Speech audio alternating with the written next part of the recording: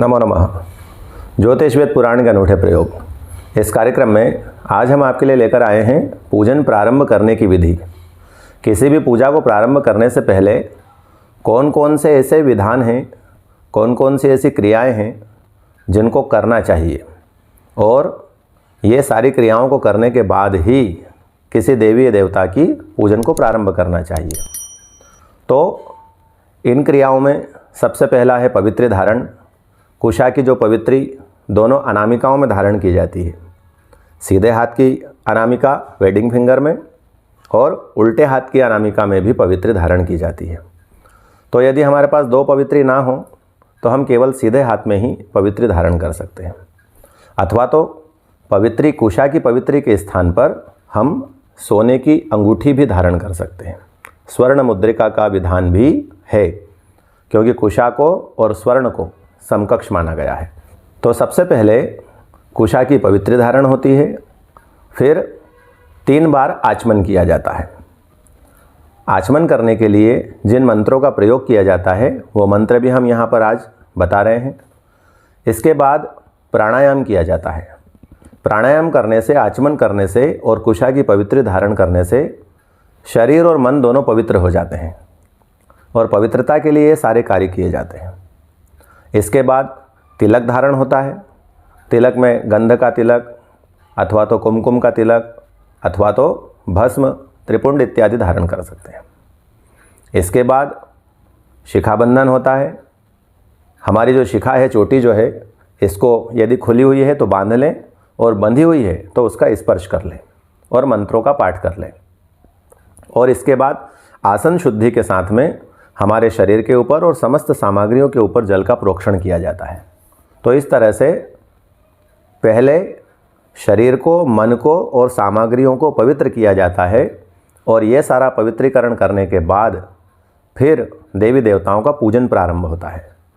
तो किसी भी पूजा को प्रारंभ करने से पहले ये सारे विधान किए जाते हैं, जिनमें पवित्र धारण है, पवित्रीकरण है, आचमन है, प्राणायाम है, शिखाबंधन है, तिलक धारण है, और समस्त सामग्रियों का जल से प्रोक्षण करके पवित्रीकरण है। तो इस प्रकार से ये सारे विधान करने के बाद किसी भी पूजा का प्रारंभ करना चाहिए। तो आज हम आपको यहाँ पर ये सारा विधान मंत्र सहित बता रहे हैं कि कौन कौन से मंत्रों का प्रयोग करके हम किस प्रकार से संपूर्ण विधान करते हैं, और उसके बाद फिर मंगल मंत्रों का, भद्र सूक्त का पाठ होता है, प्रधान संकल्प होता है, और फिर आवरण पूजा के साथ गणेश इत्यादि देवताओं का पूजन कर प्रारंभ होता है। तो आइए सीख लीजिए पूजन प्रारंभ करने की विधि। पूजन प्रारंभ करने से पहले आप आसन पर बैठ जाएं। आसन पर बैठकर कुशा की पवित्री धारण करें और कुशा के जल से अपने ऊपर और समस्त पूजन सामग्री के ऊपर जल का प्रोक्षण करें और इस मंत्र का पाठ करें। ओम पवित्रे स्थो वैष्णव्यौ सवितुर्वः प्रसव उत्पुनाम्य छिद्रेण पवित्रेण सूर्यस्य रश्मिभिः तस्य ते पवित्रपते पवित्रपूतस्य जत्कामः पुने तच्छकेयम्। इस मंत्र से अनामिका में कुशा की पवित्री धारण करें और जल का प्रोक्षण करें।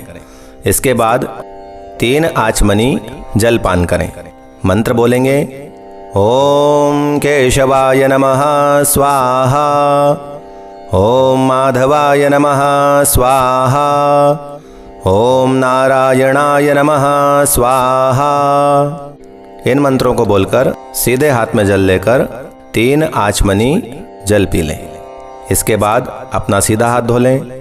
ओम गोविंदाय नमः हस्तौ प्रक्षाल्य। अब प्राणायाम करेंगे। पहले विनियोग करें, सीधे हाथ में जल रखें। ओम प्रणवस्य परब्रह्म ऋषिः परमात्मा देवता दैवी गायत्री छंदः सर्वेषां प्राणायामे विनियोगः। हाथ का जल सामने पात्र में छोड़ दें। इसके बाद प्राणायाम करना चाहिए। तो पहले मंत्र बोलें, ओम भूः, ओम भुवः, ओम स्वः, ओम महः, ओम जनः, ओम तपः, ओम सत्यम। अब प्राणायाम करने के लिए अपने सीधे हाथ के अंगूठे से अपनी सीधी नाक को बंद करें, लंबी श्वास खींचें और गायत्री मंत्र का मन में ही उच्चारण करें। फिर अनामिका और मध्यमा से बाईं नाक को भी बंद करना चाहिए और श्वास को रोककर गायत्री मंत्र का स्मरण करना चाहिए। और जितनी देर श्वास को रोक सकते हैं उतनी देर रोकें और फिर सीधे हाथ का अंगूठा हटाकर गायत्री मंत्र का मन में उच्चारण करते हुए अपने श्वास को छोड़ दें। इस प्रकार से 3 विधियां प्राणायाम में हो रही है, पूरक, कुंभक और रेचक। जब श्वास को खींचा गया तो ये पूरक विधि है, जब श्वास को रोका तो इसे कुंभक कहते हैं और जब श्वास को छोड़ा तो इसे रेचक कहते हैं। प्राणायाम पूरा हो जाने के बाद बोलें, ओम आपो ज्योतिरसोमृतम ब्रह्म भूर्भुवः स्वरोम। हस्तौ प्रक्षाल्य, पुनः हाथ धोलें। तिलक धारणम, अब तिलक लगाएं। मंत्र बोलेंगे, ओम स्वस्ति न इंद्रो वृद्धश्रवाः, स्वस्ति नः पूषा विश्ववेदाः, स्वस्ति नस्तार्क्ष्यो अरिष्टनेमिः, स्वस्ति नो बृहस्पतिर्दधातु।